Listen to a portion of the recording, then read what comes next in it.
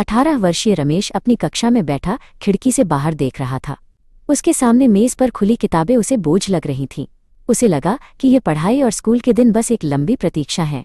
वो हमेशा सोचता था, ये सब कब खत्म होगा, मैं कब बड़ा बनूंगा और अपनी असली जिंदगी शुरू करूंगा। उसे वर्तमान के हर पल में केवल बोरियत ही नजर आती थी। अपनी इस बेचैनी से पीछा छुड़ाने के लिए रमेश एक शाम शहर के पास के घने जंगल में टहलने निकल गया। चलते चलते वो बहुत गहरे जंगल में पहुंच गया, जहां सूरज की किरणें पेड़ों के झुरमुट से छनकर जमीन पर सुनहरी डिजाइन बना रही थीं। वहां की शांति उसे सुकून देने के बजाय और भी अधिक व्याकुल कर रही थी। अचानक एक चमकते हुए सुनहरे पेड़ के पीछे से एक अलौकिक दिव्य आकृति प्रकट हुई। वो सोनपरी थी, जिसके चारों ओर एक मंत्रमुग्ध कर देने वाली आभा थी। रमेश उसे देखकर हैरान रह गया। सोनपरी ने उसकी आंखों में छिपे उस भविष्य के प्रति लालच को पहचान लिया और धीरे से मुस्कुराई। सोनपरी ने अपने हाथों में सुनहरे धागे वाली एक जादुई गेंद पकड़ी हुई थी। उसने कहा, रमेश, ये जीवन की डोर है। यदि तुम इस धागे को थोड़ा सा खींचोगे तो समय तेजी से बीत जाएगा और तुम उस पल में पहुंच जाओगे जिसका तुम इंतजार कर रहे हो। लेकिन याद रखना, जो समय बीत गया वो फिर कभी लौटकर नहीं आएगा। अगले दिन रमेश फिर से अपनी कक्षा में बैठा बोर हो रहा था। उसने जेब से वो जादुई गेंद निकाली और धागे को हल्का सा खींच दिया। देखते ही देखते कक्षा की दीवारें धुंधली होने लगीं और शोर बदलने लगा। पलक झपकते ही वो अब कक्षा में नहीं था, बल्कि स्कूल के खेल के मैदान में खड़ा था। वो खेल के मैदान में अपनी टीम की जीत का जश्न मना रहा था। सब उसे कंधे पर उठाए हुए थे। उसे लगा कि उसने बिना मेहनत और इंतजार के वो सफलता पाली है।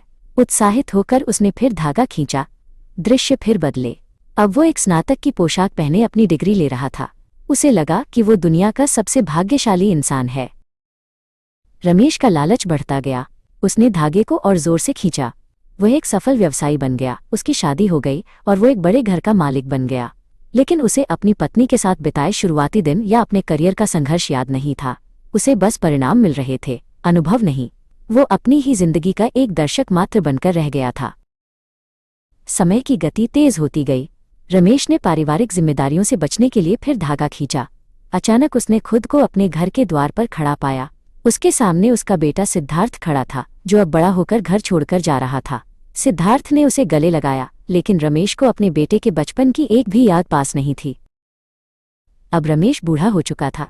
उसके बाल सफेद हो गए थे और उसके हाथ कांप रहे थे। वो उसी पहाड़ी पर वापस जा बैठा जहां वो कभी जवान होकर बैठता था। उसने देखा कि जादुई गेंद का धागा अब लगभग खत्म हो चुका था। उसने अपनी पूरी जिंदगी बस अगले पड़ाव तक पहुंचने की जल्दी में गंवा दी थी।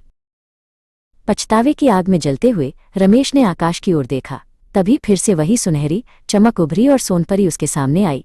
रमेश उसके पैरों में गिर पड़ा और रोते हुए बोला, मुझे माफ कर दो। मैंने जीने के चक्कर में अपना जीवन ही खो दिया।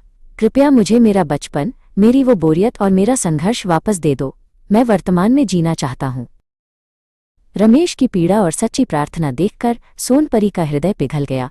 उसने करुणा भरी मुस्कान के साथ कहा, जीवन का आनंद मंजिल में नहीं बल्कि सफर के हर छोटे कदम में है। उसने अपना हाथ हवा में लहराया और एक तीव्र सुनहरी रोशनी चारों ओर फैल गई। समय का पहिया उल्टी दिशा में घूमने लगा। रमेश, उठो बेटा, तुम फिर से सो गए? एक जानी पहचानी आवाज उसके कानों में गूंजी। रमेश ने अपनी आंखें खोलीं। वो अपने कमरे में था और उसकी माँ अवनी उसे जगा रही थी। वो फिर से 18 साल का युवक था। उसने खिड़की से आती धूप को महसूस किया और अपनी माँ को कसकर गले लगा लिया। उसने संकल्प लिया कि अब वो कभी भविष्य की चिंता में अपने आज को नहीं खोएगा।